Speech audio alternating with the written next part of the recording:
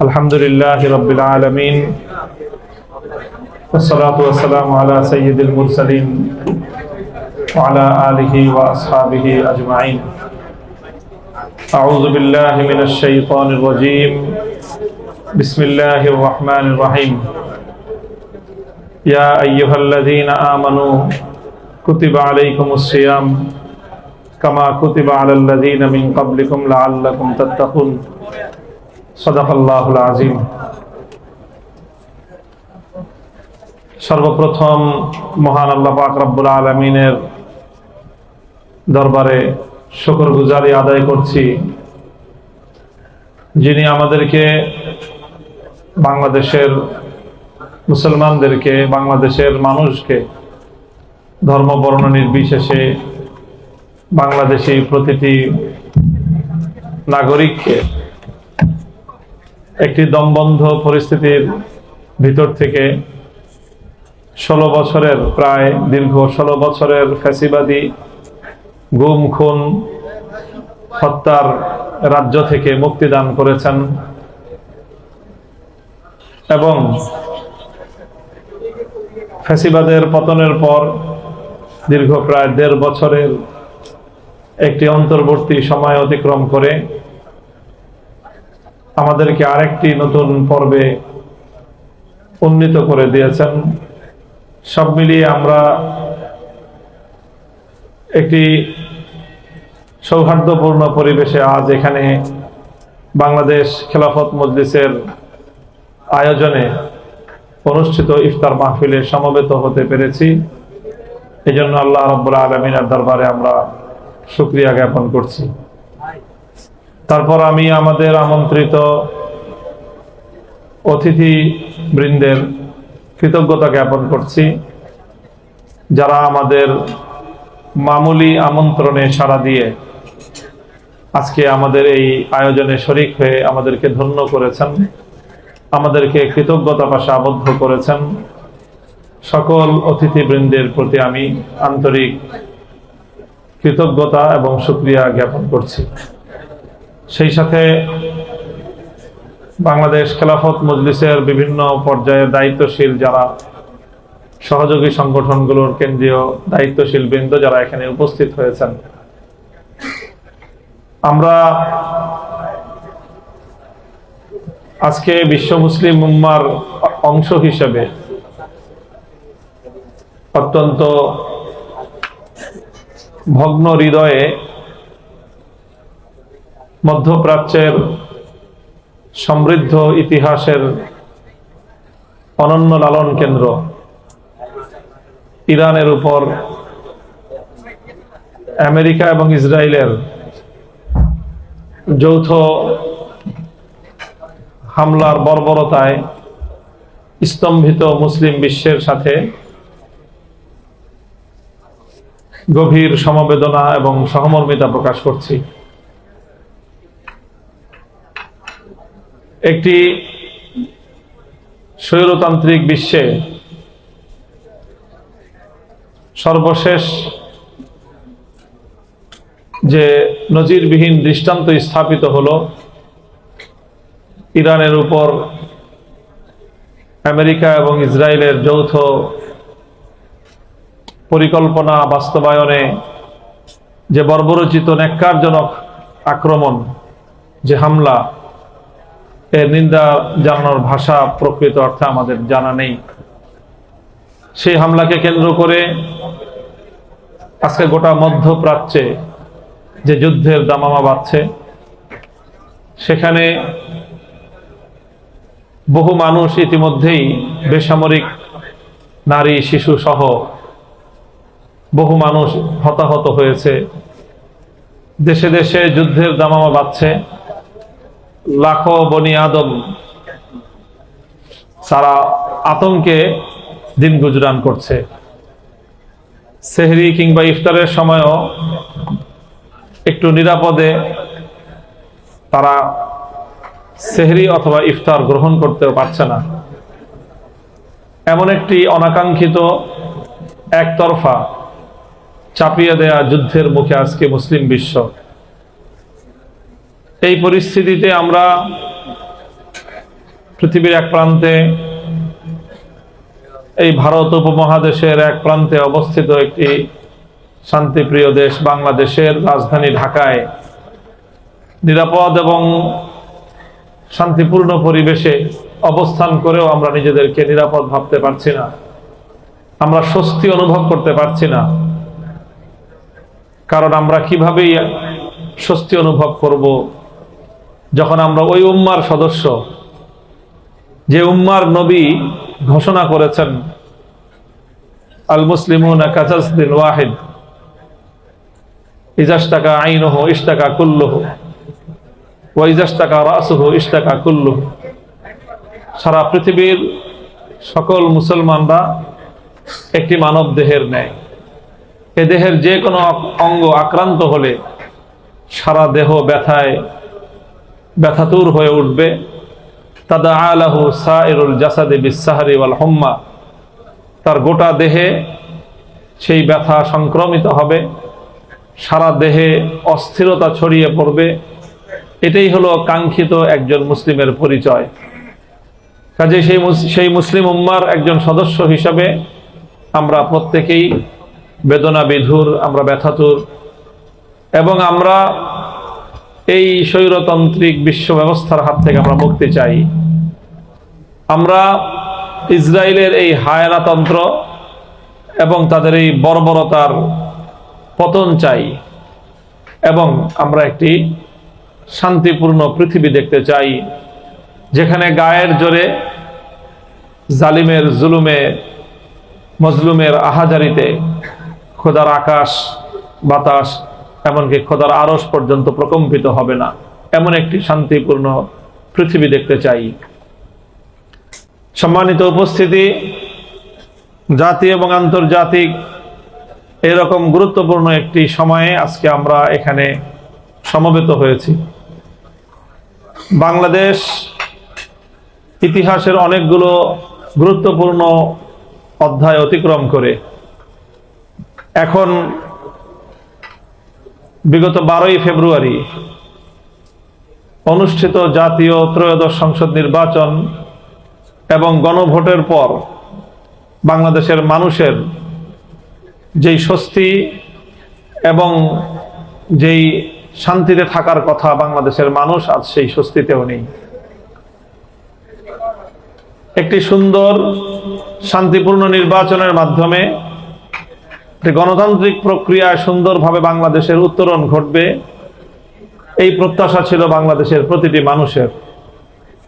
অনেক রক্ত, অনেক সংগ্রাম, অনেক লড়াইয়ের মধ্য দিয়ে যেই জুলাই বিপ্লব হলো, সেই জুলাই বিপ্লবে কত মায়ের সন্তান হারিয়েছে, কত বাবা সন্তান হারা হয়েছে, কত বোন বৈধব্য গ্রহণ করেছে, কত সন্তান এতিম হয়েছে। ইতিহাসের এক নির্মম অধ্যায় রচিত হয়েছে বাংলাদেশে দীর্ঘ 15-16 বছরের ফ্যাসিবাদী আমলে। 2013 সালের শাপলা চত্বরের গগনবিদারী হাহাকার, 2014-15 সালে দেশব্যাপী হত্যাযজ্ঞ, অসংখ্য গুম খুন, 2021 সালের ট্র্যাজেডি, সবকিছু পেরিয়ে 2024 সালের ফ্যাসিবাদ বিরোধী যে আন্দোলন, হাজার সহস্রাধিক, প্রায় 1.5 সহস্রাধিক বাংলার দামাল সন্তানদের রক্তের উপর দিয়ে যে বিপ্লব আসলো, যে অভ্যুত্থান হলো, 30,000-এর বেশি মানুষ যারা পঙ্গুত্বকে বরণ করে আজও ডুকরে ডুকরে কাঁদছে, আজও জীবন যুদ্ধে তারা অবিরত সংগ্রাম করে যাচ্ছে। হাসপাতালের বিছানাগুলোতে এখনো পর্যন্ত যুদ্ধাহত জুলাই যোদ্ধাদের গুলিবিদ্ধ নিথর দেহ এখনো হাসপাতালের বিছানায় কাতরাচ্ছে। রক্তের দাগ এখনো বাংলাদেশ থেকে মুছে যায়নি। সন্তান হারা মায়ের চোখের অশ্রু এখনো শুকিয়ে যায়নি। এখনো পর্যন্ত সন্তান হারা পিতার হাহাকার থেমে যায়নি। সেই বাংলাদেশে এত কিছুর পর দীর্ঘ প্রায় বছরখানেক জাতীয় ঐক্যমত্য কমিশনে দিনের পর দিন রাজনৈতিক দলগুলো একটি ঐক্যমত্য প্রতিষ্ঠার পর গণভোট হলো। সেই গণভোটে অনেক নাটকীয়তার পর আমরা দেখলাম যে শেষ পর্যন্ত বর্তমান ক্ষমতাসীন দলের প্রধান নেতা তিনিও হা ভোটের পক্ষে ক্যাম্পেইন করতে বাধ্য হলেন। যেভাবেই হোক, যে কারণেই হোক, গণভোটে হায়ের পক্ষে ভোট প্রার্থনা করে প্রকারান্তরে তিনি জাতির সঙ্গে জুলাই সনদ বাস্তবায়নের অঙ্গীকার করলেন। কিন্তু বাংলাদেশের মানুষের সাথে কি নির্মম তামাশা! নির্বাচিত হওয়ার পর মুহূর্ত থেকেই যেন তারা তাদের অতীতের সকল ইতিহাস যেন ভুলে গিয়েছেন। তারা যেন ভুলতে বসেছেন যে 16টি বছর তাদের অজস্র নেতা কর্মীরা এই দেশে গুম খুন হত্যাকাণ্ডের শিকার হয়েছে। এদেশের সকল শহীদদের রক্ত মারিয়ে ক্ষমতায় যাওয়ার পর এভাবে অতীত ভুলে গিয়ে পগার পার হয়ে গিয়েছি, আমাকে আর জনগণের কাছে জবাবদিহিতা করতে হবে না, এরকম একটি মনোভাব লালন করার অতীতে অনেক নজির আমরা দেখেছি। তবে কারোরই পরিণাম ভালো হতে আমরা দেখিনি।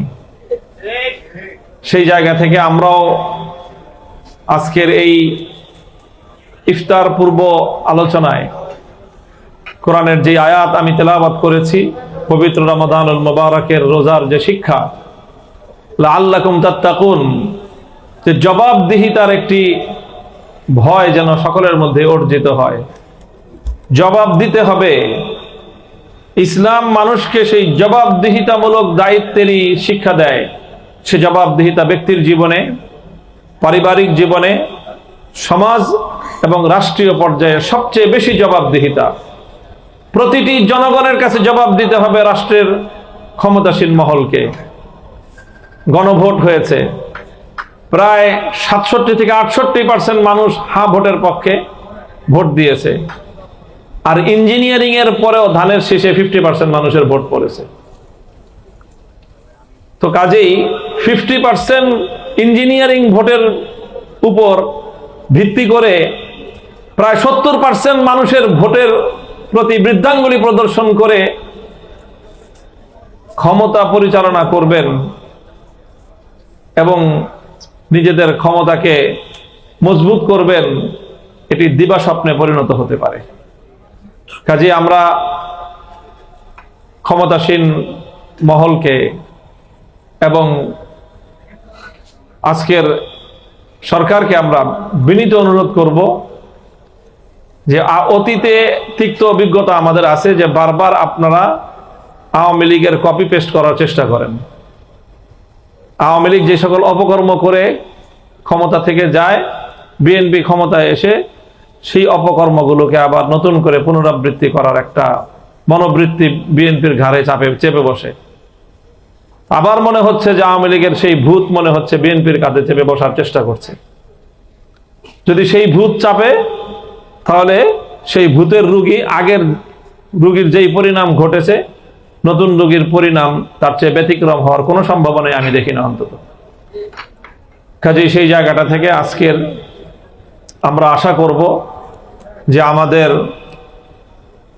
ইলেকশন ইঞ্জিনিয়ারিং এর মাধ্যমে হোক আর যেভাবেই হোক, নির্বাচিত যেই সরকার ক্ষমতার মসনদে বসেছে, তারা জনগণের যে দীর্ঘ তাদের যে বঞ্চনা, এদেশের মানুষের যে ভোটাধিকার হরণের যে দীর্ঘ এক বঞ্চনার ইতিহাস, সেটার আর পুনরাবৃত্তি হবে না। মানুষ যে রায় প্রদান করেছে সেই রায়ের প্রতি তারা শ্রদ্ধা প্রদর্শন করবেন এবং গণভোটের রায় কোনো ধরনের চুলচেরা ছাড়া, টালবাহানা ছাড়া বাস্তবায়ন করবেন। এটাই বাংলাদেশের মানুষ দেখতে চায়। ইনশাআল্লাহ আমরা যেভাবে ঐক্যবদ্ধভাবে বিগত দিনে আন্দোলন করেছি, জুলাই সনদ বাস্তবায়নে আমরা আন্দোলন শুরু করেছিলাম ঐক্যবদ্ধভাবে, সেই আন্দোলনের মাঠ থেকে নির্বাচনী ঐক্য পর্যন্ত গড়িয়েছে এবং সেই নির্বাচনের পরবর্তী বাংলাদেশেও আমরা মনে করি যে জুলাই সনদ বাস্তবায়নের মাধ্যমেই 2009 সালের পিলখানা ট্র্যাজেডি থেকে 2024-এর বৈষম্য বিরোধী আন্দোলনের সকল শহীদান, সকল ক্ষতিগ্রস্ত, গুম খুন হত্যাকাণ্ডের শিকার হওয়া এবং যুদ্ধাহত প্রতিটি আহত ক্ষতিগ্রস্ত মানুষের প্রতি আমাদের যে দায়বদ্ধতা, সেই জায়গা থেকে জুলাই সনদের বাস্তবায়নের কোনো বিকল্প বাংলাদেশে হতে পারে না। সেই আহ্বান আমরা রাখবো আমাদের দায়িত্বশীল মহলের কাছে।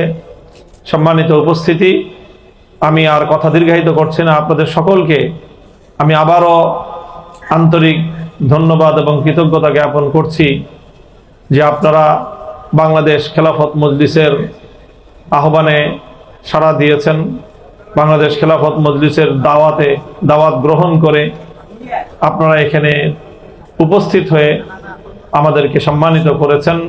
বাংলাদেশ খেলাফত মজলিসকে আপনারা কৃতজ্ঞতা পাশে আবদ্ধ করেছেন। আল্লাহ আপনাদের সকলকে উত্তম বিনিময় দান করুন এবং আমরা আশা করব যে আগামী দিনেও আমরা দেশ, জাতি, উম্মার বৃহত্তর স্বার্থে এভাবেই আমরা ঐক্যবদ্ধভাবে আমরা আমাদের কার্যক্রম পরিচালনা করব। আমাদের বাংলাদেশে আর কখনো যেন সেই অন্ধকার যুগ ফিরে না আসে।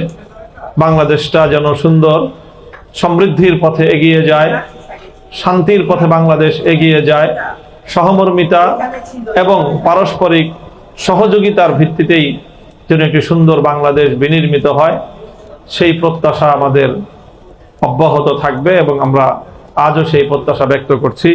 আল্লাহ রাব্বুল আলামিন আমাদের সকলকে উত্তম বিনিময় দান করুন। যে সকল কূটনৈতিক বৃন্দ, বিভিন্ন রাষ্ট্রীয় দূতাবাসের কর্মকর্তারা আমাদের আজকের আয়োজনে শরিক হয়েছেন, তাদেরকেও আমরা শুকরিয়া জানাচ্ছি। আজকে বিরোধী দলীয় একটি বৃহৎ পরিসরের কূটনৈতিকদের সম্মানে আয়োজন থাকায় অনেকেই আমাদের কাছে আন্তরিকভাবে দাওয়াত কবুল করেও আসতে না পারার জন্য তারা দুঃখ প্রকাশ করেছেন। ইনশাআল্লাহ পরবর্তীতে আমরা তাদের সাথে আরো নতুন কোনো প্রোগ্রামে, নতুন কোনো আয়োজনে সম্মিলিত হব ইনশাআল্লাহ। আল্লাহ রাব্বুল আলামিন আজকের আয়োজনকে সাফল্যমণ্ডিত করুন। উম্মার সকল সংকটকে আল্লাহ সমাধান করে দিন। বাংলাদেশের জন্য আল্লাহ পাক রব্বুল আলামিন উত্তম এবং কল্যাণের ফয়সালা করুন। ওয়া আখিরু দাওয়ানা আলহামদুলিল্লাহি রাব্বিল আলামিন। আসসালামু আলাইকুম ওয়া রাহমাতুল্লাহ।